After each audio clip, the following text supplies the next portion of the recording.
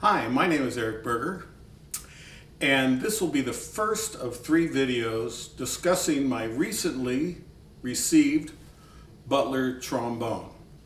This is a Butler Lemondrop D, or as I like to call a Lemon J.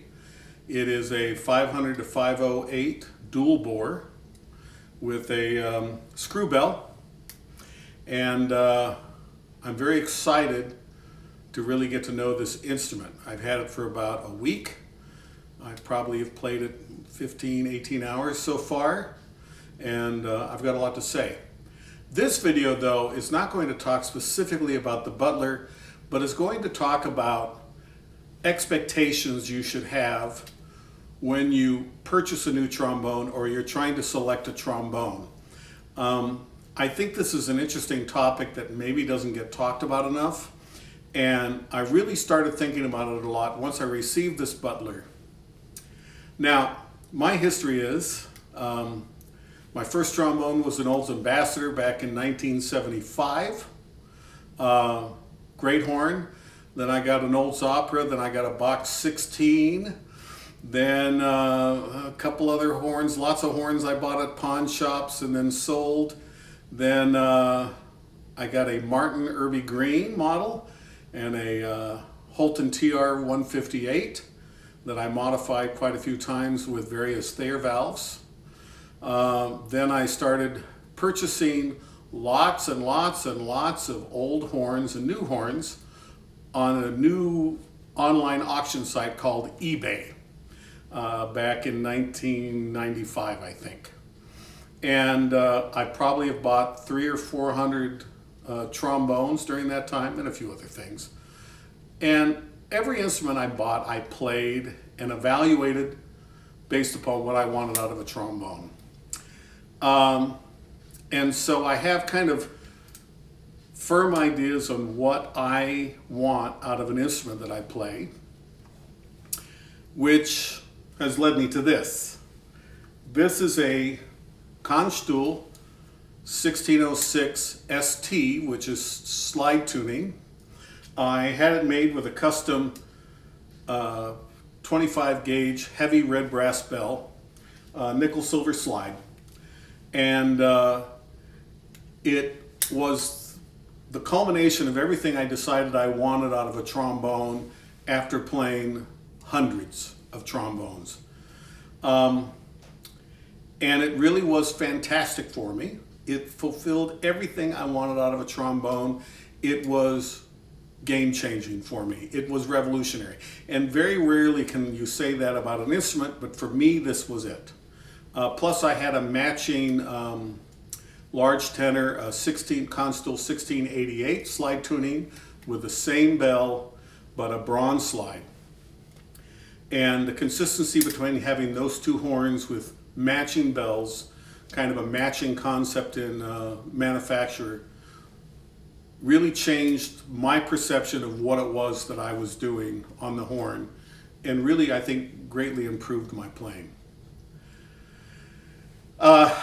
So then why did I buy the Butler? I love this ConnStool. But here's the problem. When I had the ConnStool built, I wanted a very heavy bell because I have a tendency to play hard, especially in my lead work, and I wanted it tempered, and I wanted red brass. And they built exactly what I asked for, and it sounded exactly like I had hoped and responded exactly the way I wanted it to. The problem was it didn't have any weighting. There was nothing here, and so the horn was extraordinarily front heavy, really by about a little over a pound. It was heavy to the front, which was okay. I got big arms, strong hands, and I played it, and in about 3.5 years, I started getting bad tendonitis, arthritis in my thumb. I was having all sorts of issues. I tried all sorts of supports and grips and ergobone thing and all sorts of things. Nothing really worked for me. Finally, in talking with Mike Corrigan of BAC, I asked him to build me some weights to balance out this and the other tenor, and that did the job. The horn is balanced. It took a lot of stress off my hand. I stopped having the problem with tendonitis, but I've developed such degenerative arthritis in my thumb that it still was a problem. This trombone weighs, without the mouthpiece, 3 pounds, 10.5 ounces. With the mouthpiece I use, which is a old style Giddings and Webster, which is 8 ounces on its own, it makes the instrument 4 pounds, a couple ounces. It's a pretty heavy trombone. Some bass trombones weigh about that much. And that's for my lead tenor. I'm going to have surgery to correct this arthritis in my thumb. They're going to take out the trapezium bone and whatever they do. So I really needed to find something that would allow me to play in my rehabilitation, and even if the surgery doesn't go well on my thumb, allow me to continue to play. I've been following what's been going on with the Butler trombones and that Swiss company, I don't remember what it was, and I thought I'd give it a try because I've got to play. I need to play. So let's talk about expectations. This ConnStool fulfilled all my expectations. I played a lot of trombones. I played some amazing Shires. I played all the Bachs, all the Kings, the Martins. I played the Schmelzers. I haven't played all of the German horns. K&M, which was fantastic. Courtois, Yamahas. And it was really a lot of the older trombones that had the slide tuning that to me slotted so well and had this certain quality because the entire bell is conical. That is what I wanted to replicate. Carbon fiber is not going to do it. Heavy red brass bell for me is the sound I wanted, and after experiencing it. So what was my expectations with the ConnStool? Well, I'm hoping to have a really good playing trombone that doesn't weigh anything or weighs very little. Now, in one of their website posts, or I think it was a Facebook post, he talked about how this instrument weighs as much as a cup of coffee. I checked it. This weighs 1 pound, 7 ounces.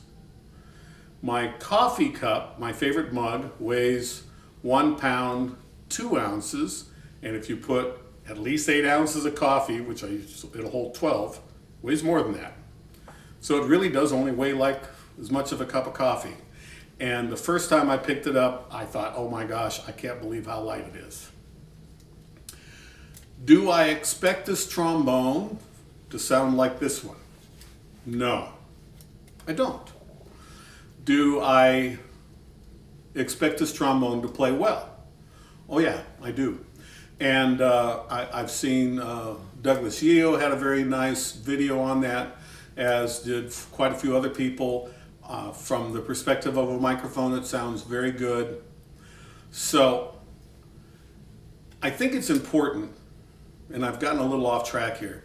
I think it's important when you select a trombone that you don't buy a trombone just because this artist says so, or because it's the one that all your friends are going to say ooh and ah.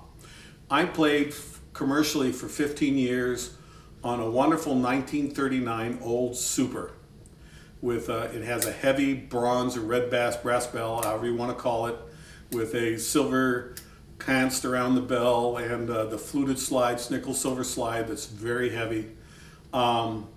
And it served me very well for 15, 18 years. Fantastic. Before that, I had a Martin Irby Green. I bought that trombone because my father was going to buy me a couple instruments and the local music store only was carrying Holton. That's how I ended up with the Holton TR-158 and the Martin Irby Green.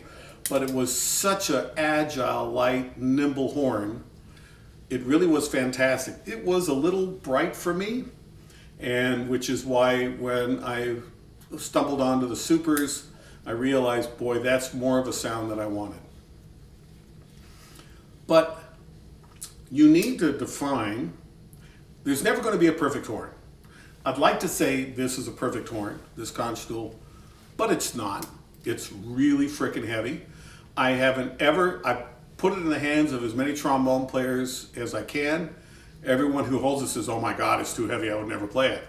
And they can't get past that before they, they judge the instrument on that. But I have had lots of compliments on the quality of my tone, the sound, the way that instrument portrays and projects. And I like how it sounds. But to select a trombone, you really need to decide what is it you want. If you have an unlimited budget, then go get a custom-built boutique, yeah. What do you call it? Yeah, go get a custom-built horn by the finest maker. Yeah, you can afford it, and they can probably build you exactly what you want. But it's important to know what you want. If budget is more of an issue, then I really recommend playing a lot of different things and recording yourself trying those horns out so you hear what the audience is going to hear, because that's what's important. If you want to have the prestige of having a name horn of a certain name, and I'm not saying that's a bad thing, we all, people drive cars for the same reason, that's fine, then get that.